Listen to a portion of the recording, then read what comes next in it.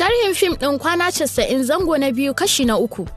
Shiri fa yayi kyau. To alhamdulillah. Gashi an ɗauko tafiya. Alaka ta ɗinki daga wancan zango na farko yanzu an shigo na biyu yanzu kuma har mun shigo kashi na 3. Bisa al'ada ba a fiye ganin mai ciyarwa ko mai shayarwa ta shigo gurin aikin gwamna kai tsaye ba, ofis din gwamna har ta ce ta kawo masa wani abin sha ko rubutu ko abin nan. Amma wannan wani yana magana cewa kamar cin mutuncin kujeran nema ya zauna yana kurban shayi da kofi haka yana abin nan da cokali yana abin nan. Me yasa kuka yi ka rubuta haka?